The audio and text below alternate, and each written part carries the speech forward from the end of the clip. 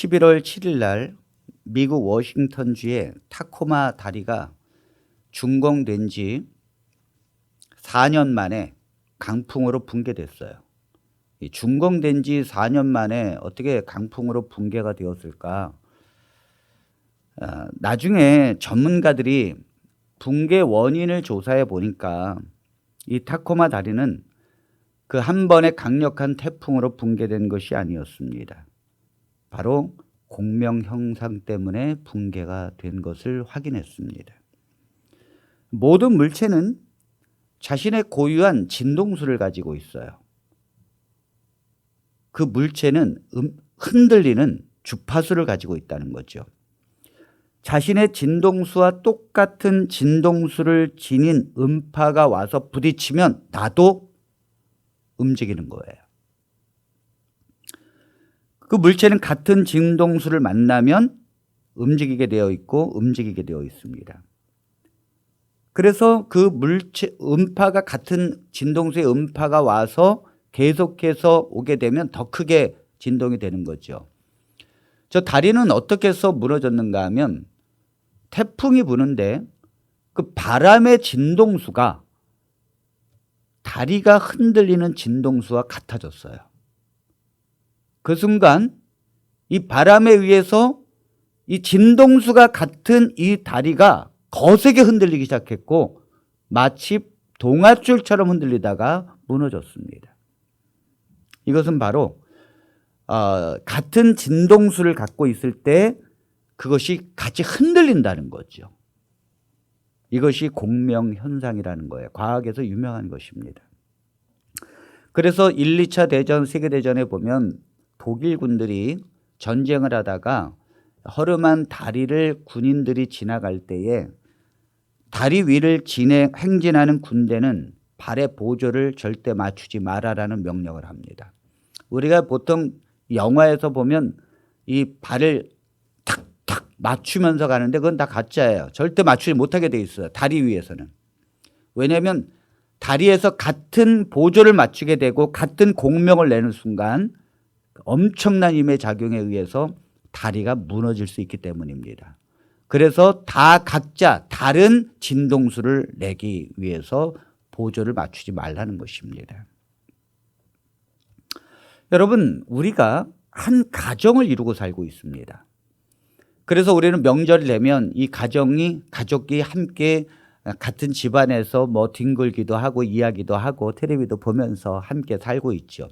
365일 이 가족은 뗄 수 없는 관계를 맺고 있습니다.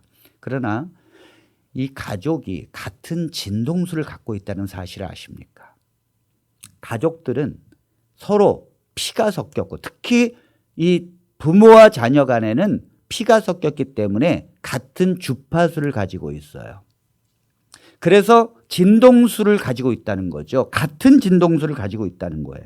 그래서 엄마가 텔레비보다 울면 그 6살 된 딸아이가 함께 우는 거예요, 옆에서. 아무것도 모르는데 우는 거예요. 왜 우는가 하면 엄마의 진동수가 이 딸의 진동수와 같기 때문에 엄마가 울며 딸에게도 울음이 나오는 거예요.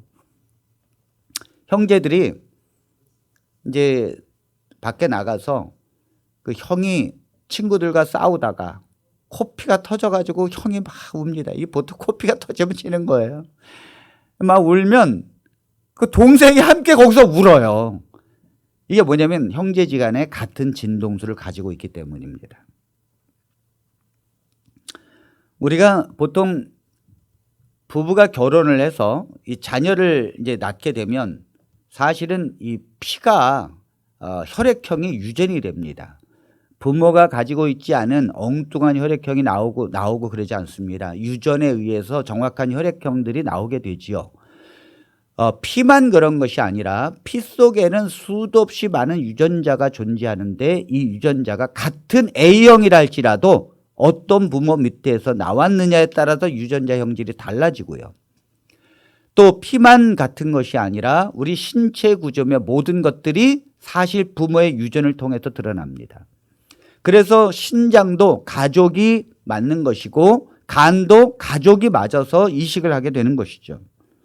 우리가 가정에 부부가 어떻게 사는 것이 이 자녀들의 삶에 절대적 영향을 미친다는 거예요. 왜 그런가 하면 이 공면 형상에 의해서 그렇습니다. 그래서 부부가 행복하게 지내요. 너무너무 행복해. 그럼 자녀들이 행복할까요? 불행할까요? 네, 그건 우리가 그냥 당연히 행복해라고 하지만 과학적으로 그렇다는 거예요. 부부가 매일매일 싸우고 불행합니다. 그럼 자녀들이 불행할까요? 행복할까요? 그냥 환경에 의해서 불행하다고 생각하는데 그것이 아니라 결혼을 하고 시집을 가고 장가를 가도 불행한 가정을 꾸린다는 거예요. 이게 왜 그런가 하면 그 불행의 진동수가 자녀에게로 그대로 가기 때문입니다. 이 독일 8년 전에 10년 정도 됐죠. 독일의 한 이 과학자이면서 의사가 굉장한 이론을 발표했습니다. 그것은 이 공명 형상은 이 진동의 공중에서만 전달되는 것이 아니라 가족끼리 특히 자녀에게 피가 진동이 일어난다는 거예요. 피에도 공명 형상이 일어난다는 것입니다.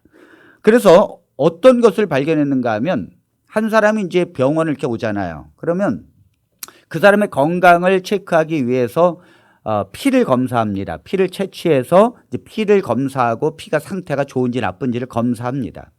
보통 병원에서는 그 사람의 피를 보관해 둡니다. 특히 환자가 오랫동안 치료를 받아야 될 사람이라면 그 혈액을 보통 채취해서 보관을 해 두죠. 그런데 놀라운 일이 벌어졌어요. 한 사람이 병원에 가서 건강진단을 받고 혈액을 채취해서 검사를 해보고 난 다음에 이 건강이 나빠졌기 때문에 피의 수치며 모든 것들이 나빠졌습니다. 그리고 나서 돌아가서 이 사람이 열심히 운동을 했어요. 그리고 열심히 약을 먹고 치료를 받았습니다. 그랬더니 건강이 좋아졌어요. 6개월 만에. 그래서 다시 병원에 들렀는데 이 사람의 피를 채취해서 조사를 해보니까 피가 얼마나 좋아졌는지 모릅니다. 근데 놀라운 것은 6개월 전에 병원에 받아 놓았던 피도 달라졌다는 거예요. 그 피도 좋아진 것입니다. 아니 사람하고 멀리 떨어져 있는 내 피가 내가 좋아짐으로 해서 내 피가 저쪽에 있었는데도 그 피가 좋아지더라는 거예요. 그래서 이 사람이 다시 돌아가서 이제 좋아졌으니까 이제 막 술 먹고 담배 피고 막 친구들과 어울려 있으면서 방탕한 생활을 했어요.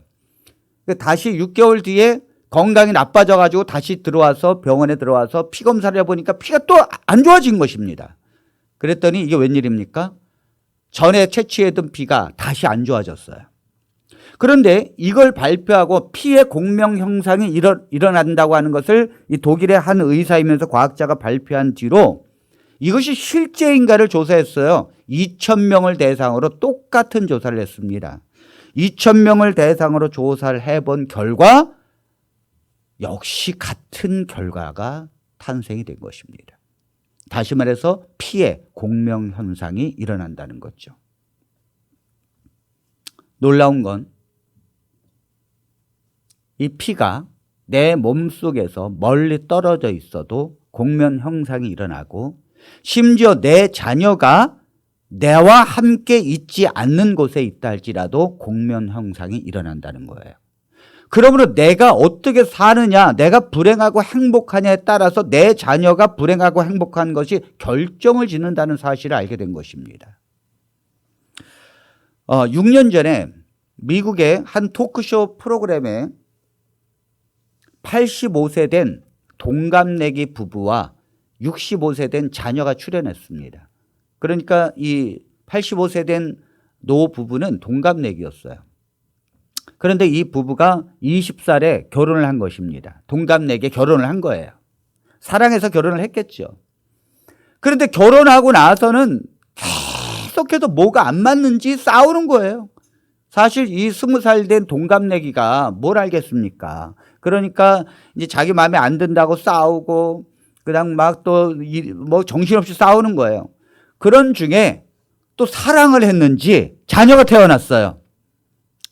제가 신기한 것은 부부가 싸우는 거하고 자녀가 태어나는 거하고는 아무 상관이 없다는 것입니다.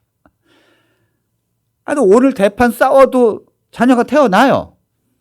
그래서 자녀가 태어났는데 이 부부가 20살 때 결혼해서 계속해서 부부가 갈등이 일어나서 부부싸움을 하는데 너무도 이 부부싸움이 심해지다 보니까 언제까지 싸웠는가 하면 65세 될 때까지 싸웠어요.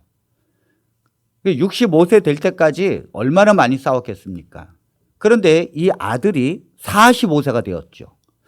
근데 이 아들이 65세가 될 때까지 부모가 싸우니까 아들이 건강에 이상이 생기고 시름시름 앓기 시작하더니 65세 되는 그 해에 아주 대판 싸웠습니다. 정말 크게 싸웠어요. 그러더니 이 아들이 갑자기 발작 증세를 일으키더니 집을 뛰쳐나갔어요. 그리고 기억 상실증에 걸렸습니다.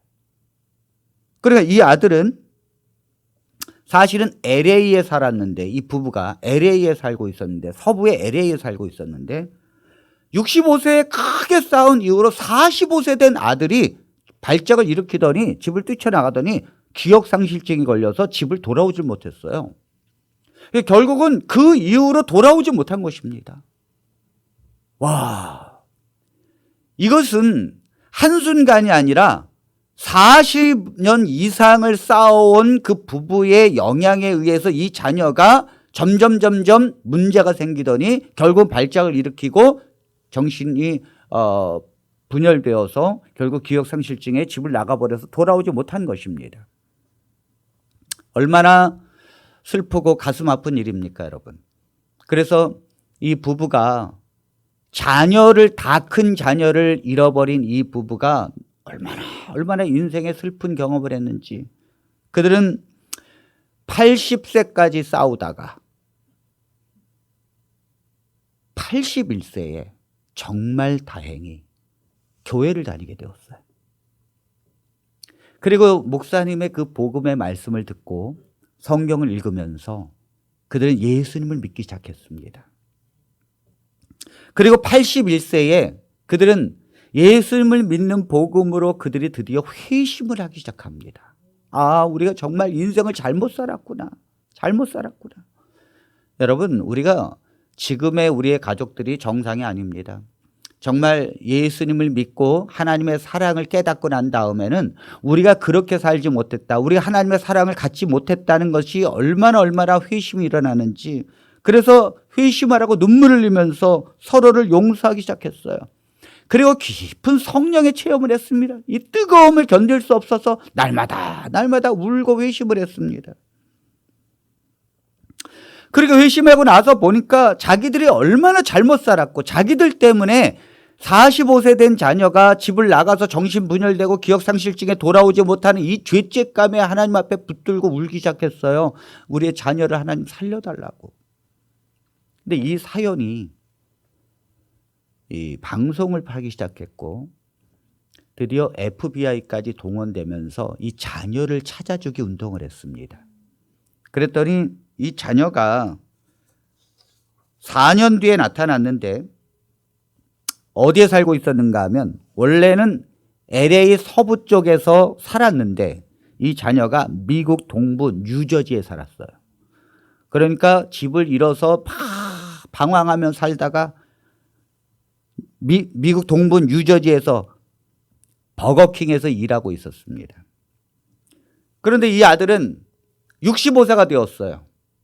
그러니까 이 아들도 노인이 된 것입니다. 어떻게 살고 있었는가 하면 양로원에서 단순 노무직을 하면서 자기 밥벌이를 하고 있었습니다.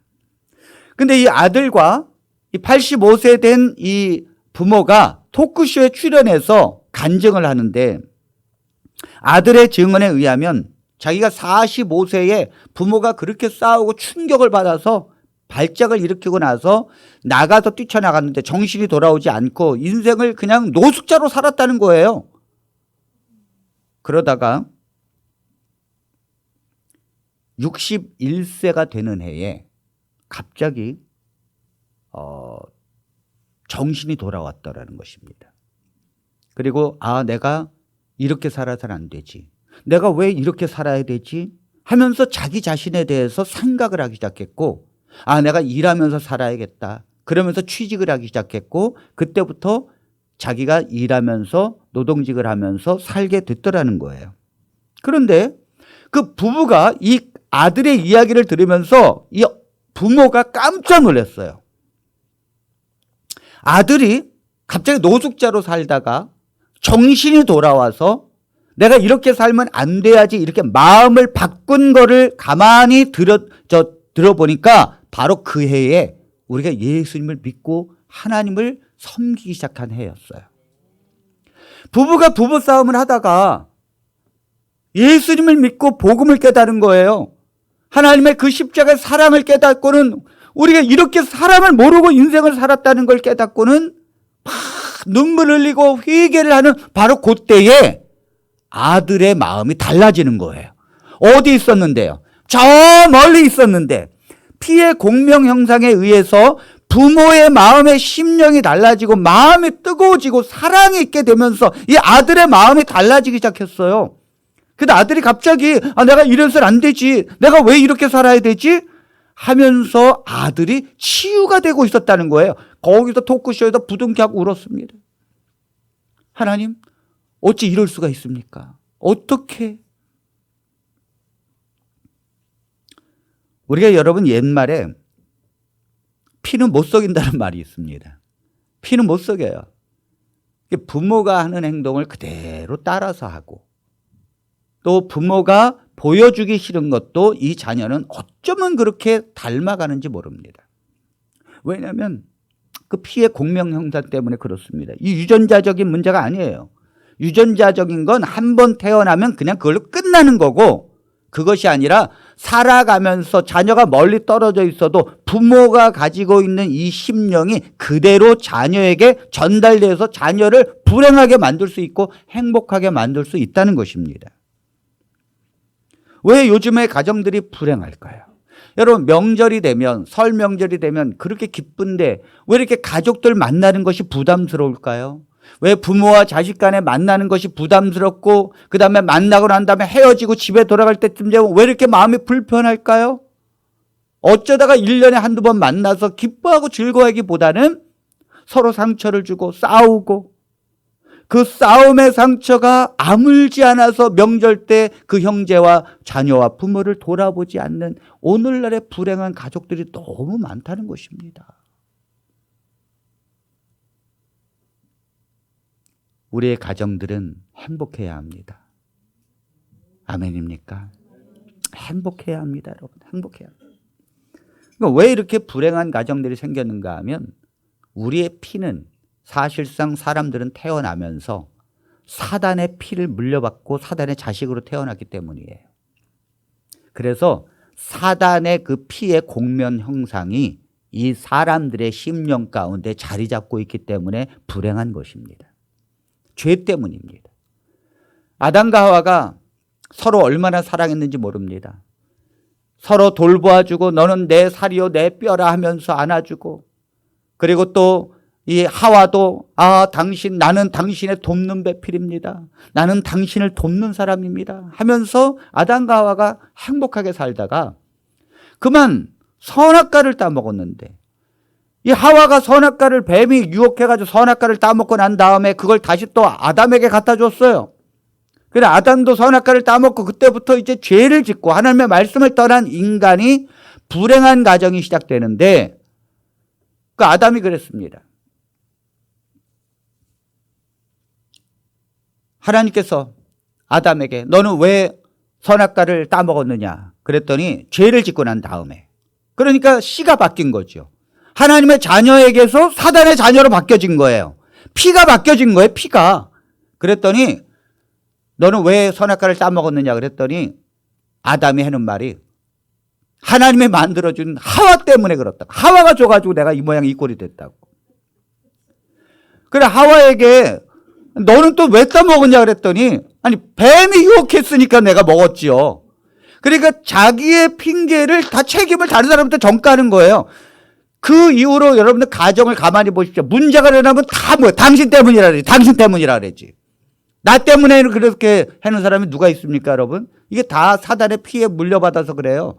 그 사단이 움직이는 대로 산다고요. 가정들이. 여러분 이런 가정이 얼마나 불행하겠습니까? 그래서 이 죄를 짓고 나서 에덴 동산에서 이제 쫓겨났습니다. 쫓겨나서 어디로 갔는가 하면 어디로 갔겠어요? 우리가 보통 역사를 공부하면서 그 원시인들, 오스트랄로피테쿠스, 뭐 크로마뇽이 이런 사람들을 우리가 그냥 무시해서는 안 됩니다. 왜냐하면 그것은 초기의 생활 양식을 그린 거예요. 초기에 아담과 하와가 에덴 동산에서 나와서 어디에서 살았겠습니까? 동굴에서 살았습니다, 여러분. 왜 동굴에서 살았는가? 예전에 그렇게 호랑이가 말을 잘 듣더구만. 호랑이야 일로 와라 그러면 네 주인님 하면서 호랑이가 아담에게 와가지고 그냥 고개를 이렇게 하면서 그냥 털을 비비면서 아양을 떨더구만. 죄 때문에 사단의 자녀가 된 이 아담과 하와에게 동물들도 사단의 피를 물려받아가지고 막 잡아먹기 시작하는데, 자, 아담과 하와 만만하잖아요. 뭐 발톱 있어요? 뭐가 있어요? 힘이 아무것도 없죠. 그러니까 으르렁대면서 달겨드는 거예요. 그래서 피해서 달아나는 게 동굴이에요. 거기서 이제 나무 뾰족해고 이렇게 갈아가지고 그다음에 동굴에서 이제 쳐들어오면 죽이려고 이렇게 맨날 망섰다고요. 아담과 하와가. 상상해 보세요.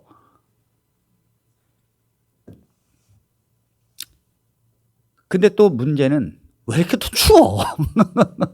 추워.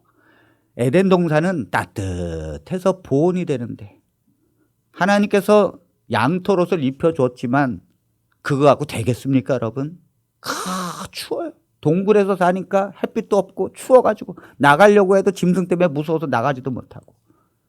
그리고는 또 그냥 어떻게 또 먹고 살아야 되잖아요. 그러니까 나가가지고 단지 그냥 그 들에 있는 곡식을 먹으려고 풀 메고 맨날 그렇게 사는데, 이렇게 살다 보니까 부부가 짜증을 안 내겠습니까?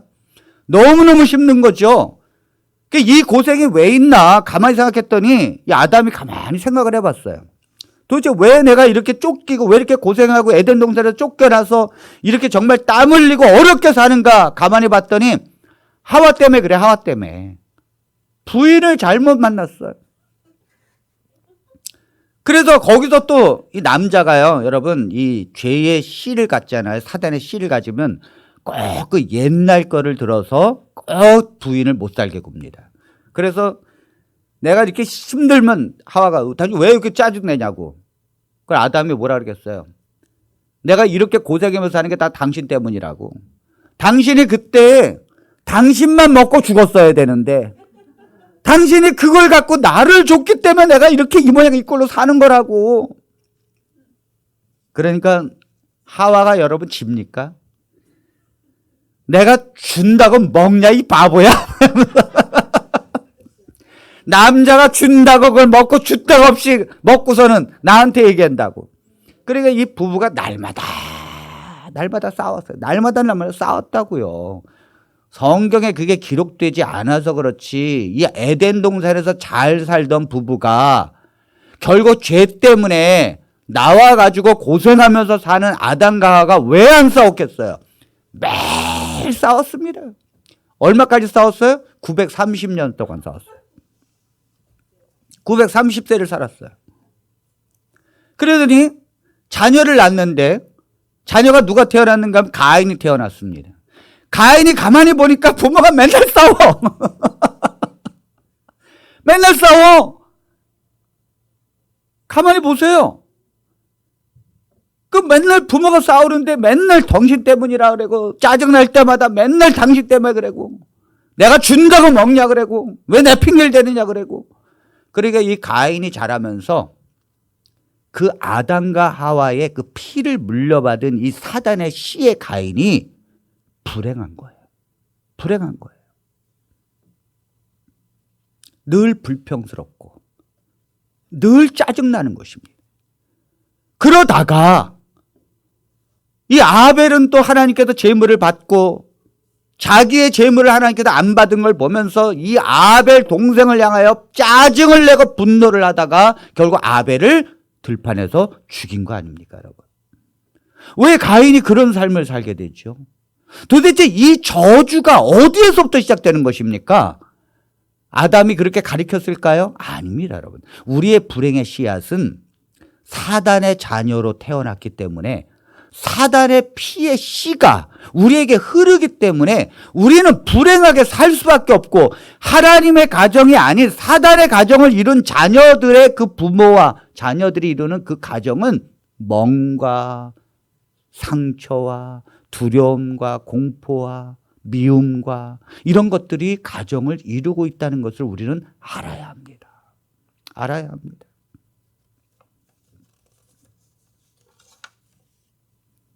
여러분, 우리는 태어나면서부터 사단의 자식으로 태어나잖아요.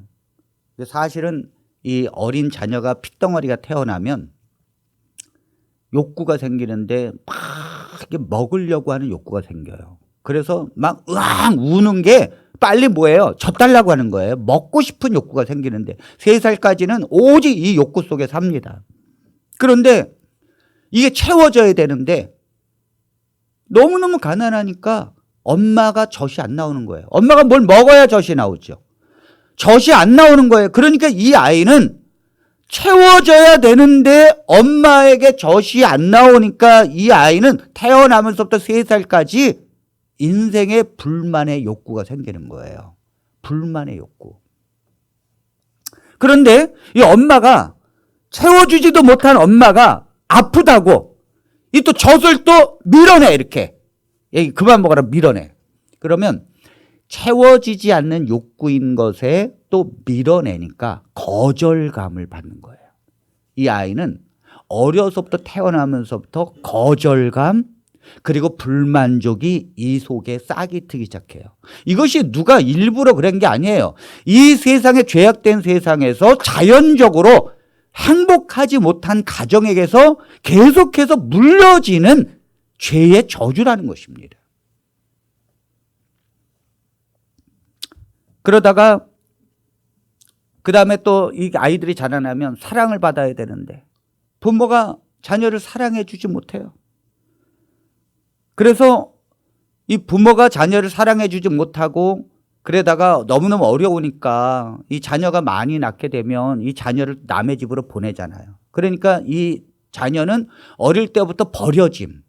부모에게 사랑받지 못하고 이 세상을 살아가야만 하는 이 절박함 속에서 길러진 게 악밖에 없어요.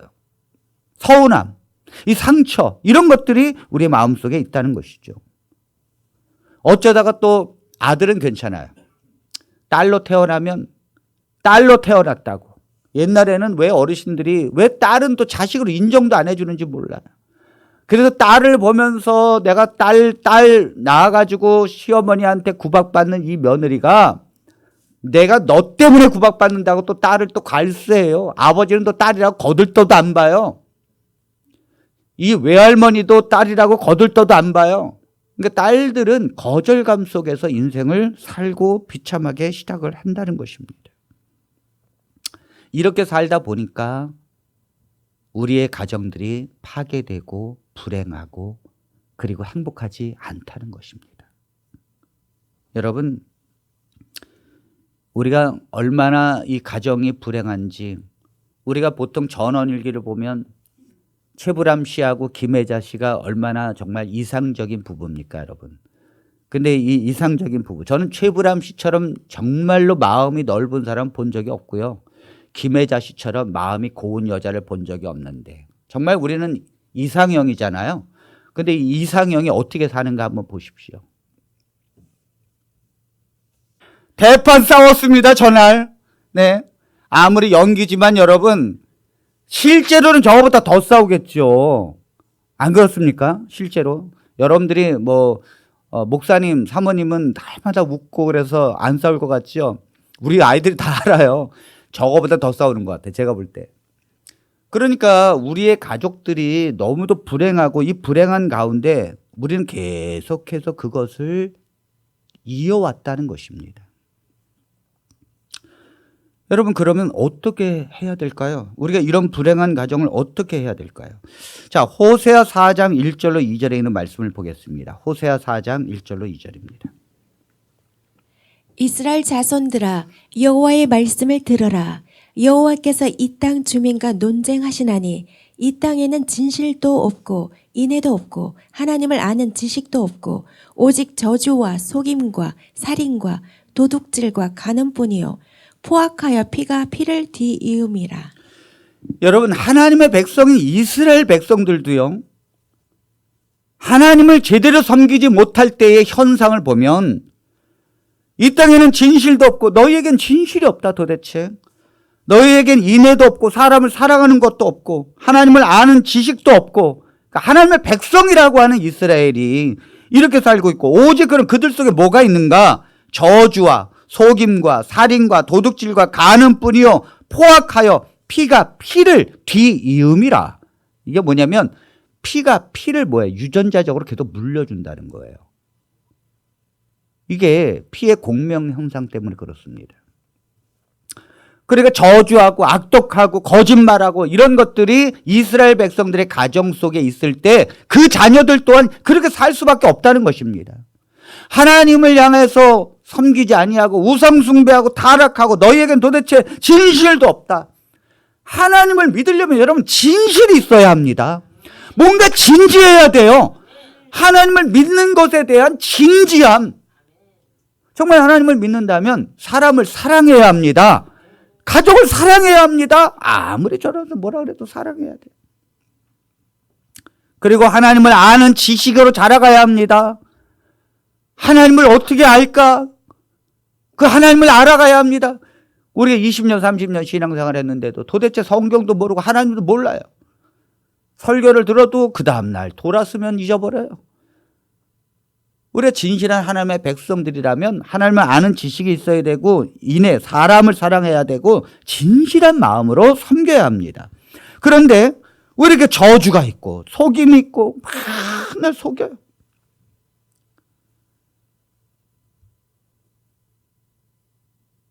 그 다음에 살인이 있고 미워하고 도둑질하고 간음하고 포악하여 피가 피를 뒤이음이라.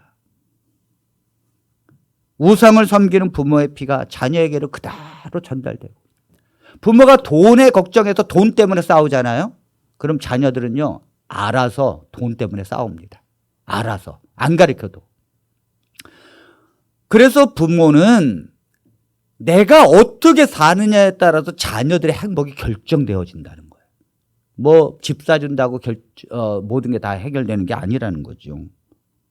그러면 우리의 가정, 이 불행한 가정들을 우리가 어떻게 해야 됩니까, 여러분?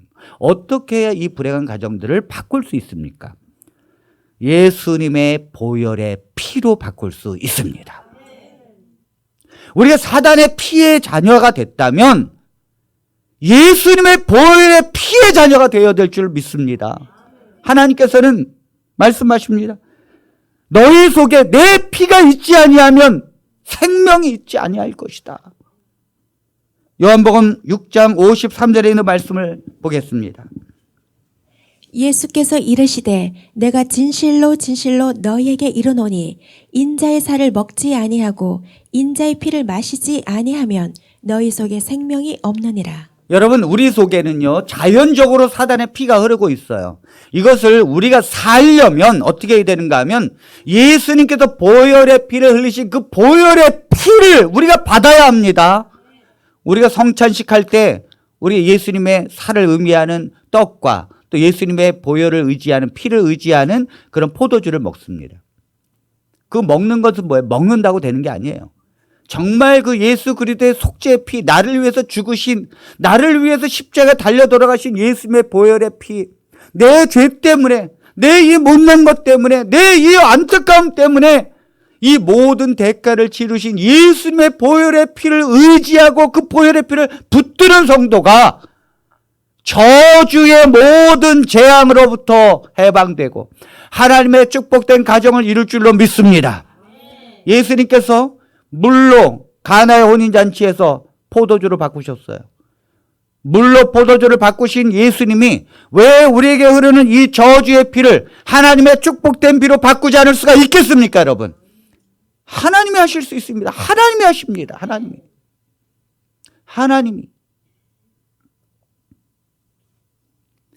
하나님께서 우리가 십자가의 보혈의 피를 정말로 의지하면 그렇지.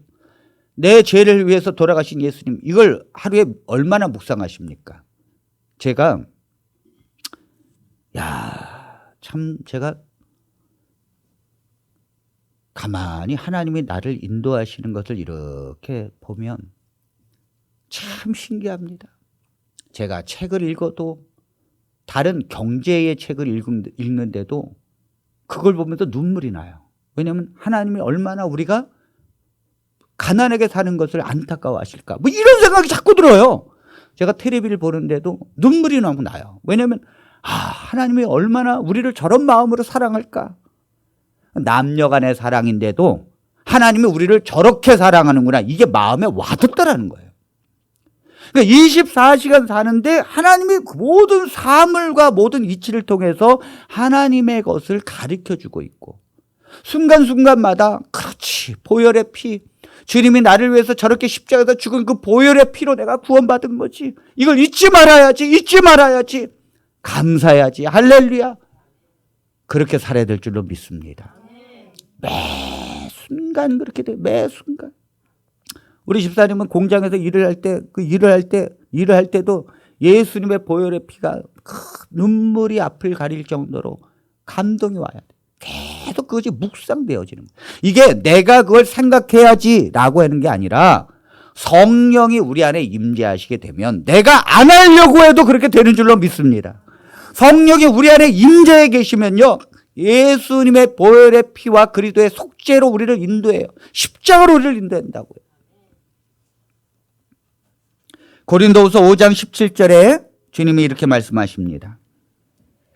그런즉 누구든지 그리스도 안에 있으면 새로운 피조물이라, 이전 것은 지나갔으니 보라 새 것이 되었도다. 그런즉 누구든지 그리스도 안에 있으면 이제는 새로운 피조물이라. 아멘. 우리가 사단의 자녀가 아니라는 거예요. 사단의 그런 죄의 저주 속에서 불행한 가정을 이루는 가정이 아니라는 것입니다. 왜 아직도 사단이 가지고 있는 습성을 그대로 갑니까, 여러분? 아니라는 거예요. 너희는 그리스도의 보배로운 새로운 피조물이라는 거예요. 성령의 임재가 너희 안에 있기 때문에 이제는 성령의 사람으로 살아야 되고 하나님의 성령의 가정을 이루어야 합니다. 내가 핑계대고 저주하고 책임을 전가하는 것이 아니라 사랑하고 은혜로 받아들이면서 용서하고 사랑하고 그런 심령의 가정을 이루어야 될 줄로 믿습니다.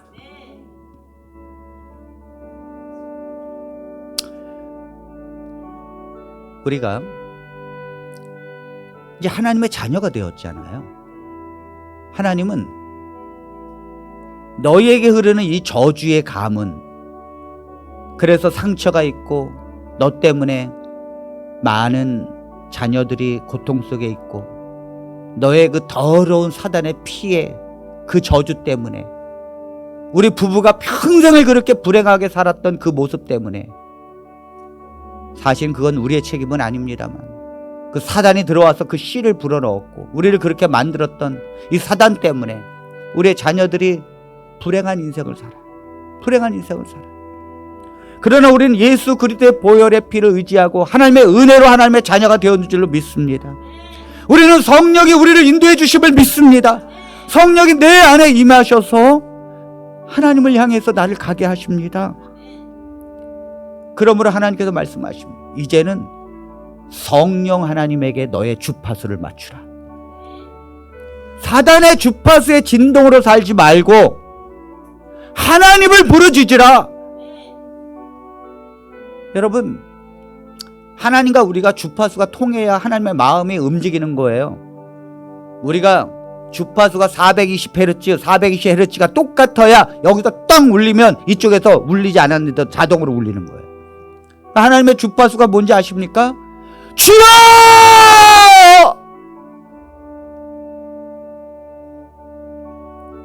바디메오가 예수님에게 주여 저를 불쌍히 여기소서, 저는 죄인입니다, 다윗의 자손이요.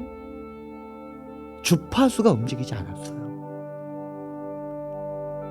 예수님이 돌아보지 않았다. 수로보니게 여인이 예수님에게 왔는데도 예수님은 거절했다고요. 주파수를 더 높이라. 그래서 다윗의 자손이 하면서 이 바디메오가 어떻게 합니까? 더 크게 소리질러 주여. 제 경험상 기도한다고 하나님께서 응답하는 것은 아닙니다. 근데 어떨 때 응답하는 줄은 경험상 압니다. 제가 주여 살려달라 눈물 흘리고 매달리게 되면, 근데 그런 마음이 그냥 드는 건 아니거든요.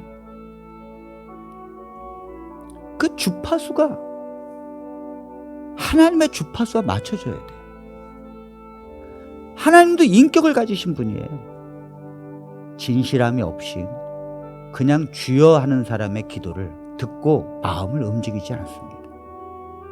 하나님 내 형편 아시죠? 내가 아직도 이 죄악의 뿌리 속에서 우리 가정들의 이 불행한 저주 속에서 있는 거 아시죠? 주여! 이 설 명절을 통해서 가족이 주의 온전한 축복의 가정으로 바뀌어지게 해달라고. 우리 나 때문에 내 자녀가 불행하게 살고 내 자녀가 죄의 저주 속에서 살게 될까 봐. 주여! 내 자녀를 살려달라. 하나님도 우리가 그렇게 마음을 다해서 외치고 하나님께 부르짖을 때 하나님의 마음이 흔들리는 거예요. 그건 주파수가 같기 때문입니다. 40대 후반의 한 부부가 결혼을 하고 나서 일남일녀를 두고 살다가 너무도 부부싸움을 많이 하고 서로 스트레스를 주고 상처를 주어서 일남이녀 아들, 딸이 그만 절도죄로 다 교도소에 수감이 되었습니다. 아들은 안양교도소에, 그리고 딸은 청주 여자교도소에 수감이 되어서 감옥에 갇히는 신세가 되었어요. 얼마나 부모의 마음이 아플까요? 두 자녀가 다 감옥에서 그 차가운 겨울에 그렇게 살고 있으니. 그런데 이 40대 후반 부부가 너무도 괴롭고 괴로워서 상담을 받아야겠다 해서 상담의 전문가이신 상담학 박사이신 정태기 박사님에게, 이분은 이제 신앙하는 분이자 이 상담학 교수예요. 그분에 가서 상담을 이제 하기 시작했습니다. 근데 그 부부의 얘기를 들어보니까 부부도 뭐 정가가 뭐 보통이 아니에요. 그러니까 자녀들이 당연히 뭐예요? 절도죄로 그 젊은 나이에 감옥에서 있는 거죠. 너무도 이 불행한 가정, 이 불행한 가정이 이래서는 안 되겠다. 도대체 이 저주에, 이 자녀들에게 가는 이 저주를 어떻게 끊을 수 있을까? 그 고민돼가지고 상담의 대가인 청태기 박사를 찾아온 것입니다. 어떻게 하면 우리 이런 가정이 어떻게 하면 바뀌어질 수 있습니까? 희망이 있습니까? 그랬더니 이 박사님 뭐라는가 하면, 여러분들 아직 젊으니까 여러분들이 사는 집 가까운 곳에 교회를 찾아가서 목사님을 찾아가고 예수님을 똑바로 만나십시오.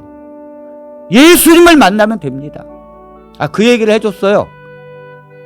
그래서 이 사람들이 춘천에 살았는데 춘천에 가까운 교회를 찾아갔습니다.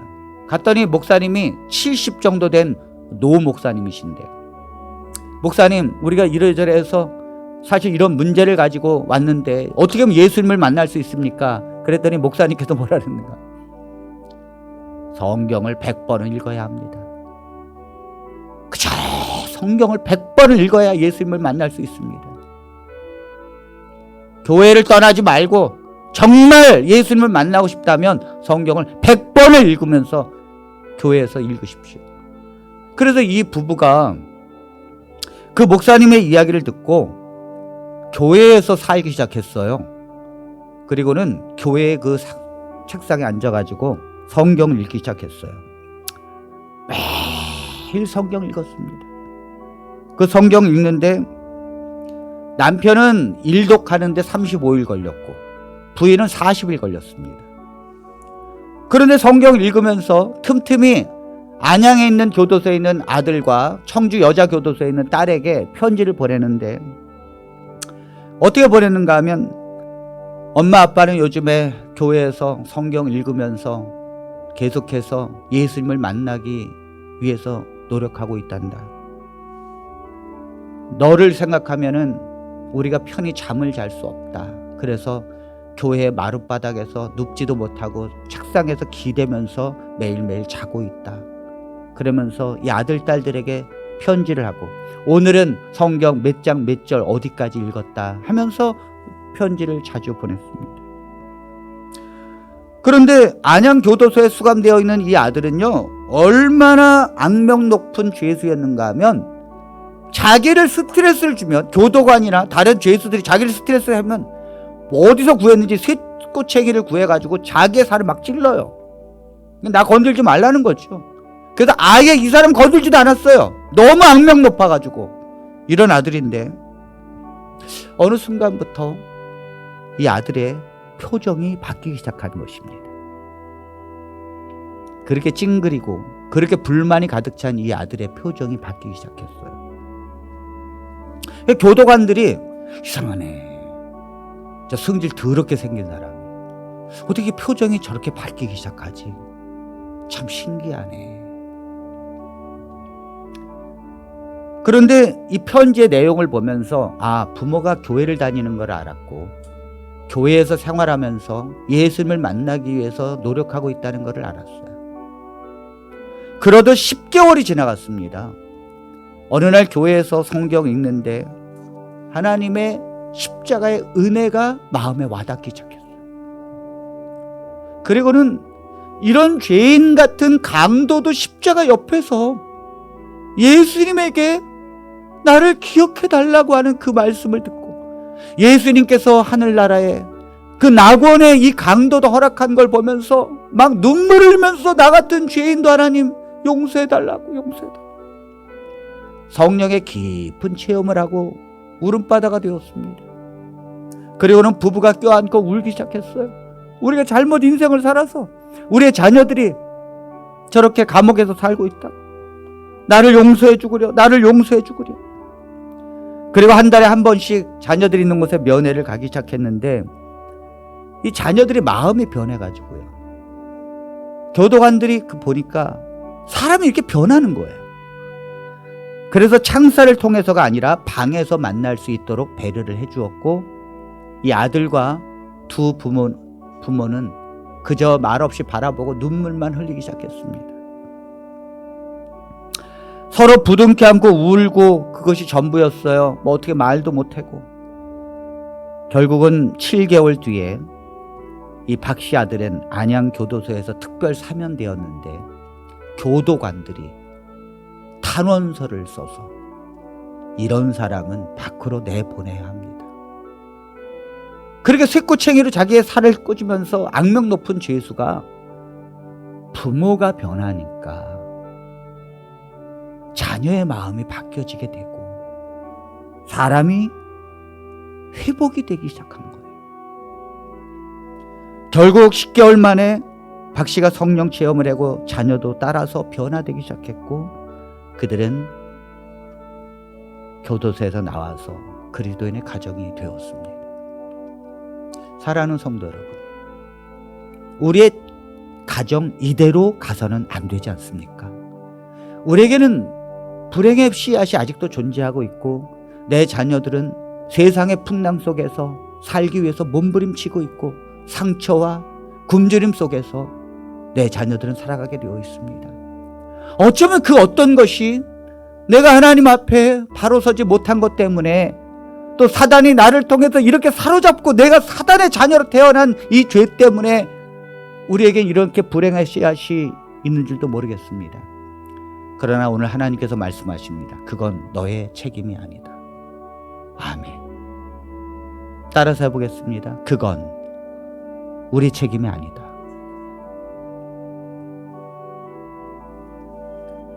우리는 원하지도 않았는데 사단의 자녀로 태어난 거예요. 그래서 사단이 시키는 대로 살았어요. 사단의 피를 물려받았으니 성질 내고 미워하고 살인하는 것이 당연한 거예요. 하나님은 왜 우리를 사랑하시고 십자가에서 일방적으로 우리를 구원하셨는가 하면 그건 너의 책임이 아니기 때문이에요. 너가 원해서 그렇게 된 것이 아니기 때문에, 너가 원하지 않아도 내가 십자가에서 너를 위해서 죽노라. 내가 태어나지도 않았을 때 예수님께서는 우리의 모든 죄를 십자가에서 짊어지시고 속죄하셨다는 것은, 우리가 원하지도 않는데 일방적으로 주님이 하신 것은 우리가 원하지도 않는데 사단의 자녀로 태어났기 때문이에요.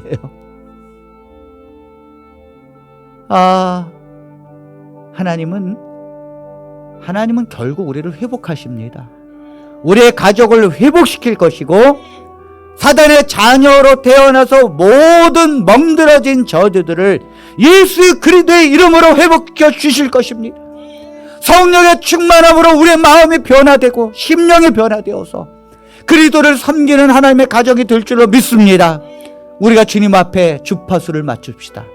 하나님, 주님의 마음이 흔들리도록 성령의 기름 부음을 더 강력하게 부어달라고. 하나님, 그래서 하나님에게 주파수를 맞추게 해달라고. 내가 또한 그렇고 내 자녀들 또한 하나님에게 주파수를 맞추게 해달라고 주님 앞에 기도해야 합니다. 하나님께서 그 기도를 기뻐하시고 여러분들과 함께 해주실 것을 믿습니다.